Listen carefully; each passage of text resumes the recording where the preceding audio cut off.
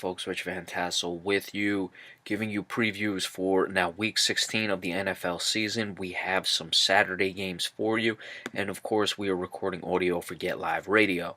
The Indianapolis Colts, 3-11, 1-6 on the road, travel to Baltimore to play the Ravens. The Ravens are 8-6, 4-2 at home. They are currently behind the Buffalo Bills for that last wild card spot in the AFC. Tennessee, of course, in the mix as well. It's all tiebreakers because all three of those teams are 8-6. Injuries for the visiting Colts: Dante Moncrief, wide receiver; Rashawn Melvin, cornerback; Denzel Good, offensive tackle; Jason Vanderlaan, tight end, are all out. Nate Hairston, cornerback, is questionable.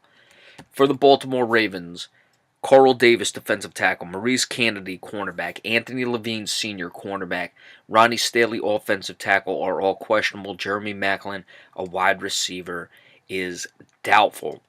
Baltimore clearly has to have this game in the middle of a playoff chase. They're playing a bad Indianapolis Colts team.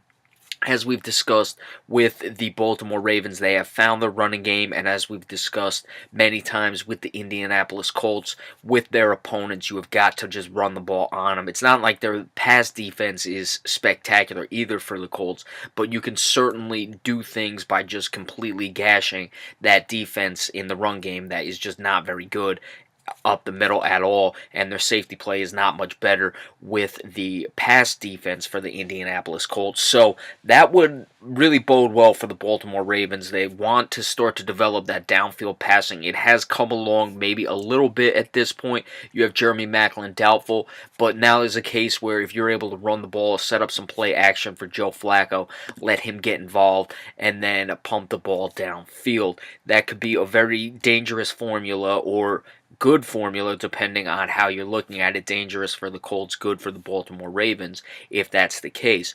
You have a team like the Indianapolis Colts playing poorly. They're having a disastrous season.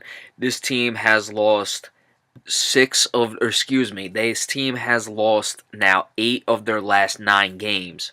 So are they due for a win? Are they going to lose out? How much do they have left? They've also lost 5 straight games. So I'd like to see what happens with this one. Baltimore kind of, throws in those bad games every now and again. They struggled a bit with the Cleveland Browns. They could be, walking a tightrope here in this one.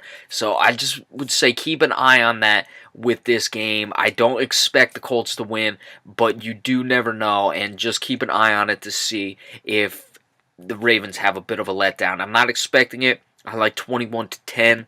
The Colts are just not good enough, especially on the offensive side of the ball with Jacoby Brissett, and defense. They will not be able to stop the Baltimore Ravens enough. Another interesting game: the Minnesota Vikings, 11-3, 5-2 on the road, travel to Green Bay to play the Packers, who are 7-7, 4-3 at home. The Packers are eliminated from playoff contention. Minnesota currently sits in the number 2 spot, and we'll talk about that in just a moment. Injuries for the visiting Vikings: Blake Bell, tight end, is an injury reserve out. Tremaine Brock, cornerback, is out. Andrew Sendejo, safety. Mackenzie Alexander, cornerback, and Riley Reeve, offensive tackle, are all questionable. For the Green Bay Packers, Aaron Rodgers has now been placed on injury reserve. He's done for the season. Devontae Adams, wide receiver, is out. Nick Perry, linebacker, is doubtful. Clay Matthews, linebacker; Devon House, cornerback, are questionable. What makes this game interesting? You have a Green Bay team that is eliminated. They've sat down Aaron Rodgers for the year, so they're turning back to Todd Hundley, or Brett Hundley, that is. So that is something that is going to be on the surface looking at, hey, they've given up, what are they going to do? But they have played with Hundley before, so they should know what to expect from him. They've only gone this last game without him.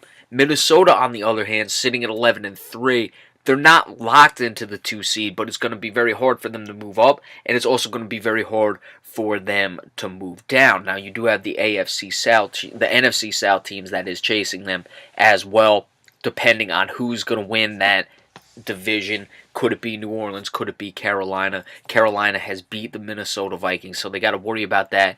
They only have the 1-game lead, but they've also beaten the Los Angeles Rams. The Philadelphia Eagles at 12-2 would just have to win one more game, I believe, with the tiebreakers to clinch the 1 seed. So you have Minnesota kind of sitting there and some injuries in this one. So I think that's certainly something to keep an eye on. I expect the Vikings to continue to try to establish Latavius Murray. Let's see if Case Keenum is sharp. I just worry about the focus of the Minnesota Vikings. I do worry about the focus of the Green Bay Packers. They could mail it in, but they have played with Hundley before. They should know what to expect, and I think Green Bay is going to come away with the victory in this one. I just think Minnesota is kind of coasting at this point. They're looking at it as they have the two, and going on the road, maybe trying to look at a team like Green Bay who may have given up at this point, or at least that's what the Vikings may be thinking. I expect the Vikings to come away with the victory.